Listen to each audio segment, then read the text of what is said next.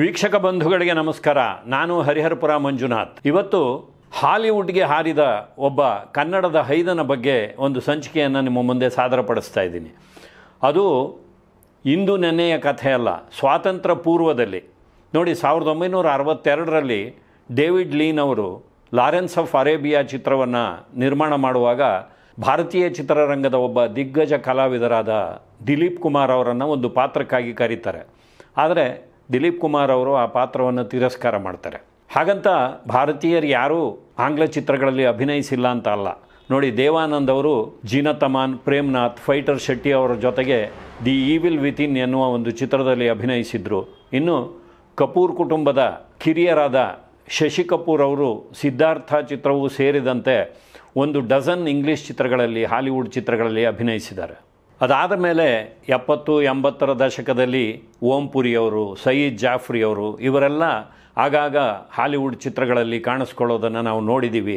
ಇವತ್ತು ಬಿಡಿ, ದೀಪಿಕಾ ಪಡುಕೋಣೆ ಅವರು, ಪ್ರಿಯಾಂಕಾ ಚೋಪ್ರಾ ಅವರು, ಇರ್ಫಾನ್ ಖಾನ್, ಹೀಗೆ ಅನೇಕರು ಹಾಲಿವುಡ್ ಚಿತ್ರಗಳಲ್ಲಿ ಬಿಡುಬೀಸಾಗಿ ಕಾಣಿಸಿಕೊಂಡು ಬರ್ತಾ ಇದ್ದಾರೆ. ಇರ್ಫಾನ್ ಖಾನ್ ಅವರು ಇವತ್ತು ನಮ್ಮ ಜೊತೆಯಲ್ಲಿ ಇಲ್ಲ, ಆದರೆ ಇದ್ದಿದ್ದರೆ ಹಾಲಿವುಡ್ನಲ್ಲಿ ಬಹಳ ದೊಡ್ಡ ಹೆಸರನ್ನು ಮಾಡ್ತಾಯಿದ್ರು.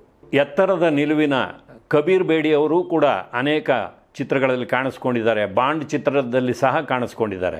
ಇನ್ನು ನಮ್ಮ ಕನ್ನಡಿಗರಾದ ರಜನಿಕಾಂತ್ ಅವರು ಸಹ ದಶಕಗಳ ಹಿಂದೆಯೇ ದಿ ಬ್ಲಡ್ ಸ್ಟೋನ್ ಎನ್ನುವ ಒಂದು ಹಾಲಿವುಡ್ ಚಿತ್ರದಲ್ಲಿ ಕಾಣಿಸಿಕೊಂಡಂಥ ಉದಾಹರಣೆಗಳಿದೆ. ಆದರೆ ಇವರೆಲ್ಲರೂ ಸ್ವಾತಂತ್ರ್ಯೋತ್ತರದಲ್ಲಿ ಕಾಣಿಸ್ಕೊಂಡಂಥವರು. ಭಾರತಕ್ಕೆ ಸ್ವಾತಂತ್ರ್ಯ ಬರುವ ಮುನ್ನವೇ, ಅಂದರೆ 1937ರಲ್ಲೇ ಒಂದು ಬ್ರಿಟಿಷ್ ಚಿತ್ರದ ಮೂಲಕ ಜಗತ್ತಿಗೆ ಪರಿಚಿತನಾಗಿ ಅನೇಕ ಬ್ರಿಟಿಷ್ ಚಿತ್ರಗಳಲ್ಲಿ ಅಭಿನಯಿಸಿ ಮುಂದೆ ಹಾಲಿವುಡ್ಗೆ ಸಹ ಹಾರಿ ಅಲ್ಲಿ ಅನೇಕ ಹಾಲಿವುಡ್ ಪ್ರೊಡಕ್ಷನ್ಗಳಲ್ಲಿ ಅಭಿನಯಿಸಿ ಜಗದ್ವಿಖ್ಯಾತನಾದಂಥ ಒಬ್ಬ ಹುಡುಗ, ಕನ್ನಡದ ಹುಡುಗ. ಆತನ ಹೆಸರು ಸಾಬು ದಸ್ತಗೀರ್. ಮೈಸೂರು ಅರಮನೆಯ ಒಬ್ಬ ಮಾವುತನ ಮಗನಾದ ಸಾಬು ದಸ್ತಗೀರ್ನ ನಿಜವಾದ ಹೆಸರು ಸೇಲರ್ ಸಾಬು ಅಂತ. ಆತ ಹುಟ್ಟಿದ್ದು ಜನವರಿ 27, 1924. ಅಂದರೆ 100 ವರ್ಷಗಳ ಹಿಂದೆ ಮೈಸೂರಿನ ಕಾರಾಪುರದಲ್ಲಿ ಆತ ಜನಿಸಿದ್ದು. ನೋಡಿ, 1937ರಲ್ಲಿ ಪ್ರಖ್ಯಾತ ಬ್ರಿಟಿಷ್ ಡಾಕ್ಯುಮೆಂಟರಿ ನಿರ್ದೇಶಕರಾದಂಥ ರಾಬರ್ಟ್ ಫ್ಲಾಹರ್ಟಿ ಅವರು ಮೈಸೂರಿನಲ್ಲಿ ಒಂದು ಚಿತ್ರವನ್ನು ನಿರ್ಮಾಣ ಮಾಡೋದಕ್ಕೆ ಬರ್ತಾರೆ. ಆ ಚಿತ್ರದ ಹೆಸರು ಎಲಿಫೆಂಟ್ ಬಾಯ್. ಈ ಚಿತ್ರದ ಕಥೆ ಮತ್ತೊಬ್ಬ ಭಾರತದಲ್ಲೇ ಜನಿಸಿದಂಥ ಬ್ರಿಟಿಷ್ ಪ್ರಜೆ, ಅಂದರೆ ಮುಂಬೈನ ಮಲಬಾರ್ ಹಿಲ್ಸ್ನಲ್ಲಿ ಜನಿಸಿದಂಥ ರುಡ್ಯಾರ್ಡ್ ಕಿಪ್ಲಿಂಗ್ ಅವರು 1907ರಲ್ಲಿ ತಮ್ಮ ಸಾಹಿತ್ಯ ಕೃಷಿಗಾಗಿ ನೊಬೆಲ್ ಪ್ರಶಸ್ತಿಯನ್ನು ಪಡೆದವರು. ಅವರು ಬರೆದಿದ್ದಂಥ ಒಂದು ಕಥೆ ತೂಮೈ ಆಫ್ ದಿ ಎಲಿಫೆಂಟ್ಸ್, ಅದನ್ನು ಆಧರಿಸಿ ಈ ಎಲಿಫೆಂಟ್ ಬಾಯ್ ಎನ್ನುವ ಚಿತ್ರವನ್ನು ನಿರ್ಮಾಣ ಮಾಡ್ತಾರೆ. ಆ ಚಿತ್ರ ಇವತ್ತಿಗೂ ನೀವು ಯೂಟ್ಯೂಬ್ನಲ್ಲಿ ನೋಡಬಹುದು. ಅದರ ಆರಂಭದಲ್ಲಿ ಆ ಚಿತ್ರದ ನಿರ್ಮಾಣದಲ್ಲಿ ಸಹಕಾರ ನೀಡಿದಂಥ ಮೈಸೂರಿನ ಮಹಾರಾಜರನ್ನು ಕೂಡ ಕೃತಜ್ಞತೆಯಿಂದ ನೆನೆಸ್ಕೊಂಡಿದ್ದಾರೆ. ಆ ಚಿತ್ರದ ಚಿತ್ರೀಕರಣ ನಡೆಯುವಾಗ ಅದರ ಮುಖ್ಯ ಪಾತ್ರವನ್ನು ಈ ಮಾವುತನ ಮಗನಾದ ಸಾಬು ದಸ್ತಗೀರ್ಗೆ ಕೊಡ್ತಾರೆ. ಸಾಬು ದಸ್ತಗೀರ್ ಆಗ ಕೇವಲ 13 ವರ್ಷಗಳ ಬಾಲಕ. ಎಷ್ಟು ಅದ್ಭುತವಾಗಿ ಆತ ಇಂಗ್ಲೀಷನ್ನು ಮಾತಾಡ್ತಾನೆ ಹಾಗೂ ಆ ಚಿತ್ರದಲ್ಲಿ ಅಭಿನಯಿಸಿದ್ದಾನೆ. ಆತನ ಮುಗ್ಧತೆ ಎಂಥದ್ದು ಅನ್ನೋದಕ್ಕೆ ಆ ಚಿತ್ರ ನೋಡಿದ್ರೆ ಅರ್ಥ ಆಗುತ್ತೆ. ಎಲಿಫೆಂಟ್ ಬಾಯ್ ಒಂದು ಸಾಧಾರಣವಾದ ಯಶಸ್ಸನ್ನು ಗಳಿಸಿದಂಥ ಚಿತ್ರ. ಅದು ಬ್ರಿಟಿಷ್ ಪ್ರೊಡಕ್ಷನ್. ಅದಾದ ಮೇಲೆ ಸಾಬುವನ್ನು ತಾರಾಂಗಣದಲ್ಲಿ ಇಟ್ಕೊಂಡು ಅನೇಕ ಚಿತ್ರಗಳು ಬರುತ್ತೆ. 1938ರಲ್ಲಿ ದಿ ಡ್ರಮ್ ಎನ್ನುವ ಒಂದು ಚಿತ್ರ ಬರುತ್ತೆ. 1940ರಲ್ಲಿ ತೆರೆಗೆ ಬಂದಂಥ ದ ಥೀಫ್ ಆಫ್ ಬಾಗ್ದಾದ್ ಚಿತ್ರದಲ್ಲಿನ ಅಬು ಪಾತ್ರ ಆತನಿಗೆ ತುಂಬ ಹೆಸರನ್ನು ತಂದುಕೊಡುತ್ತೆ. ಇನ್ನು ರುಡ್ಯಾರ್ಡ್ ಕಿಪ್ಲಿಂಗ್ ಅವರು ಸೃಷ್ಟಿಸಿದಂಥ ಒಂದು ಅದ್ಭುತ ಕಥೆ ಜಂಗಲ್ ಬುಕ್, ಭಾರತದ ಪರಿಸರದಲ್ಲಿ ನಡೆಯುವಂಥ ಕಾಡಿನ ಕಥೆ. ಅಲ್ಲಿ ಕಾಡು ಪ್ರಾಣಿಗಳಾದ ಕರಡಿ, ಸಿಂಹ, ಆನೆ, ಹುಲಿ ಇವೆಲ್ಲವೂ ಮನುಷ್ಯರ ಭಾಷೆಯಲ್ಲಿ ಮಾತನಾಡುವಂಥ ಒಂದು ಫ್ಯಾಂಟಿಸಿ ಕಥೆ. ಅನೇಕ ಬಾರಿ ಬೇರೆ ಬೇರೆ ರೂಪಗಳಲ್ಲಿ ಚಲನಚಿತ್ರ ಮಾಧ್ಯಮಕ್ಕೆ ಅಳವಡಿಕೆಯಾಗಿರುವಂಥ ಒಂದು ಕತೆ. 1942ರಲ್ಲಿ ಸಾಬು ದಿ ಜಂಗಲ್ ಬುಕ್ನಲ್ಲಿ ಮೌಗ್ಲಿಯಾಗಿ ಕಾಣಿಸ್ಕೊಳ್ತಾನೆ. ಅಂದರೆ ಮೊದಲ ಬಾರಿಗೆ ಜಂಗಲ್ ಬುಕ್ನಲ್ಲಿ ಮೌಗ್ಲಿಯಾಗಿ ಕಾಣಿಸ್ಕೊಂಡಿದ್ದು ಒಬ್ಬ ಕನ್ನಡದ ಹುಡುಗ ಅನ್ನೋದು ಕನ್ನಡಿಗರಾದ ನಮಗೆ ಒಂದು ರೀತಿಯ ಹೆಮ್ಮೆಯ ವಿಚಾರ.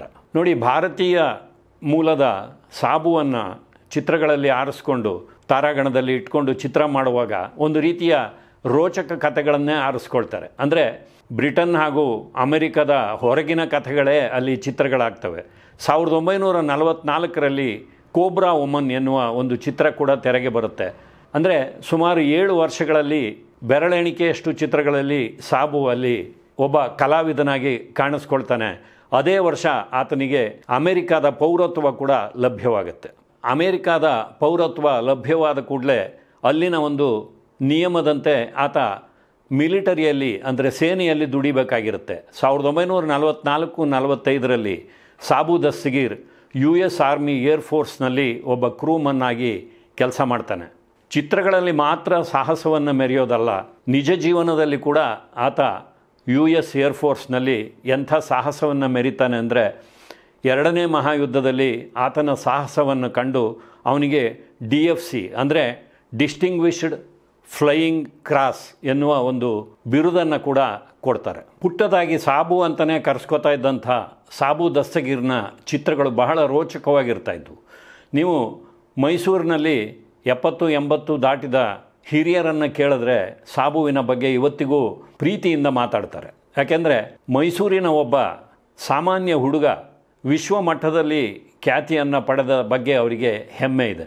ಡಾಕ್ಟರ್ ರಾಜ್ಕುಮಾರ್ ಅವರು ಕೂಡ ಸಾಬುವಿನ ಚಿತ್ರಗಳನ್ನು ನೋಡ್ತಾ ಇದ್ದರು. ಅದನ್ನು ಅವರು ತಮ್ಮ ಪದ್ಮಭೂಷಣ ಗ್ರಂಥದಲ್ಲಿ ಒಂದು ಸಂದರ್ಶನದಲ್ಲಿ ಹೇಳ್ಕೊಂಡಿದ್ದಾರೆ. ನೋಡಿ, ಆರಂಭದ ಕೆಲವು ಚಿತ್ರಗಳ ಗೆಲುವಿನಿಂದ ಸಾಬುವಿನ ಬೇಡಿಕೆ ಏರ್ತಾ ಹೋಯಿತು.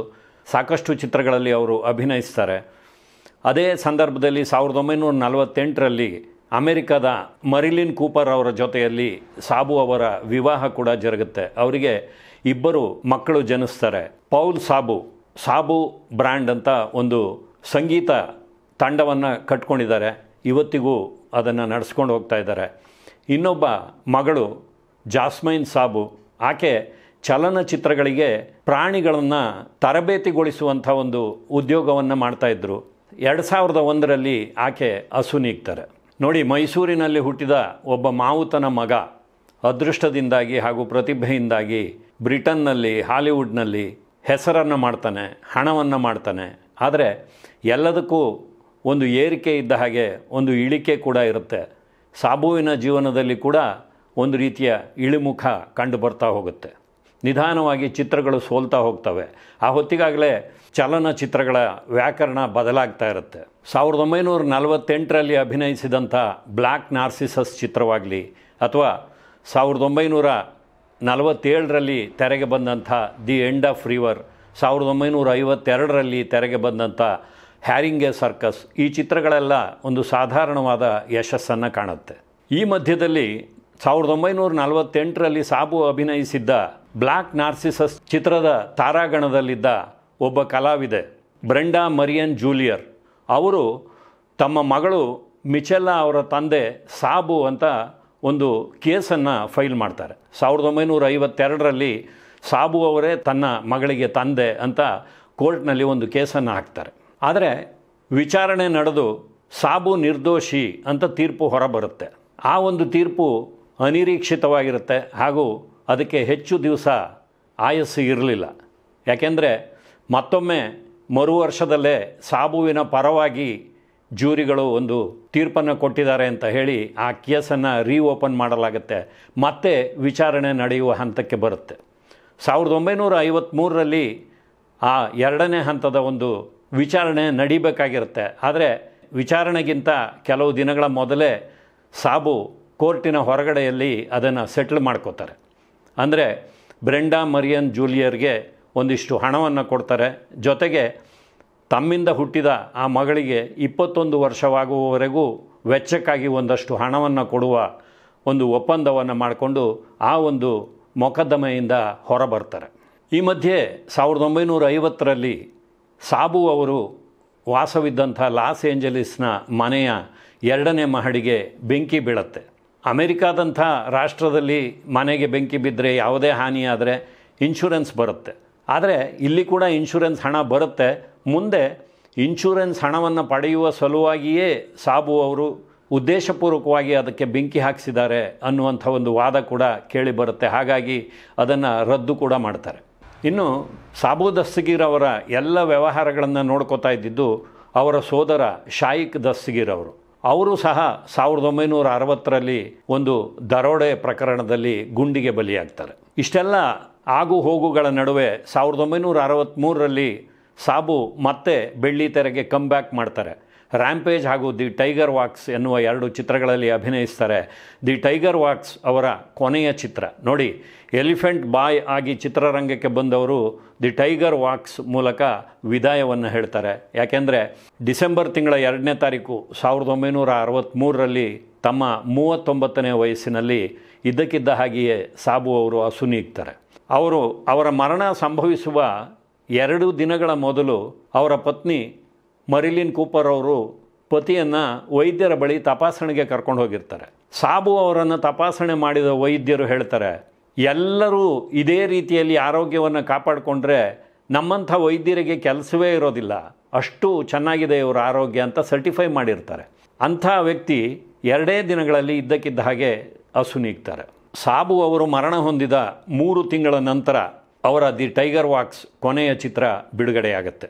ಮೂಲತಃ ಕನ್ನಡಿಗರಾದ ಸಾಬು ಅವರು ಒಂದು ಭಾರತೀಯ ಚಿತ್ರದಲ್ಲಿ ಕೂಡ ಅಭಿನಯಿಸಬೇಕಾಗಿತ್ತು. 1957ರಲ್ಲಿ ಮೆಹಬೂಬ್ ಖಾನ್ ಅವರ ಮಹತ್ವಾಕಾಂಕ್ಷೆಯ ಚಿತ್ರ ಮದರ್ ಇಂಡಿಯಾ, ಆ ಚಿತ್ರದಲ್ಲಿ ಬಿರ್ಜು ಪಾತ್ರವನ್ನು ಅವರು ನಿರ್ವಹಿಸಬೇಕಾಗಿತ್ತು. ಆದರೆ ಅವರು ಅಮೆರಿಕಾದ ಪ್ರಜೆಯಾದ್ದರಿಂದಾಗಿ ಅವರಿಗೆ ವರ್ಕಿಂಗ್ ಪರ್ಮಿಷನ್ ಸಿಕ್ಕದೇ ಇದ್ದಿದ್ದರಿಂದಾಗಿ ಭಾರತಕ್ಕೆ ಬಂದು ಆ ಚಿತ್ರದ ಚಿತ್ರೀಕರಣದಲ್ಲಿ ಪಾಲ್ಗೊಳ್ಳೋದಕ್ಕೆ ಸಾಧ್ಯವಾಗಲಿಲ್ಲ. ಆ ಪಾತ್ರ ಸುನೀಲ್ ದತ್ ಅವರ ಪಾಲಾಯಿತು. ಅವರು ಮದರ್ ಇಂಡಿಯಾ ಚಿತ್ರದಲ್ಲಿ ಅಭಿನಯಿಸುವಾಗ ಒಂದು ಬೆಂಕಿ ಅವಘಡ ಸಂಭವಿಸಿ ಅದರಿಂದ ನರ್ಗೀಸ್ ಅವರನ್ನು ಪಾರು ಮಾಡಿದ್ರಿಂದಾಗಿ ಮುಂದೆ ಅವರಿಬ್ಬರಲ್ಲಿ ಪ್ರೇಮಾಂಕುರವಾಗಿ ಅವರು ವಿವಾಹವನ್ನು ಕೂಡ ಆಗ್ತಾರೆ. ಹೀಗೆ ಮೈಸೂರಿನಲ್ಲಿ ಒಬ್ಬ ಬಡ ಮಾವುತನ ಮಗನಾಗಿ ಜನಿಸಿದ ಸಾಬು ದಸ್ತಗೀರ್ ಬಾಲ್ಯದಲ್ಲಿಯೇ ಬ್ರಿಟನ್ನಿನ ಒಂದು ಸಿನಿಮಾದಲ್ಲಿ ಅಭಿನಯಿಸಿದ್ದು, ಅಲ್ಲಿಂದ ಅಮೆರಿಕಾಗೆ ಹೋಗಿ ನೆಲೆಸಿದ್ದು, ಅಲ್ಲಿ ಈಗ ನಾನು ಇಷ್ಟು ಹೊತ್ತು ಹೇಳಿದಂಥ ಈ ಘಟನೆಗಳೆಲ್ಲ ಅವರ ಜೀವನದಲ್ಲಿ ನಡೆದಿದ್ದು. ಕೇವಲ 39 ವರ್ಷಗಳಲ್ಲಿ ಅವರು ತಮ್ಮ ಇಹಲೋಕ ವ್ಯಾಪಾರವನ್ನು ಮುಗಿಸಿ ಹೊರಟು ಹೋಗಿದ್ದು, ಇವೆಲ್ಲವೂ ಇತಿಹಾಸ.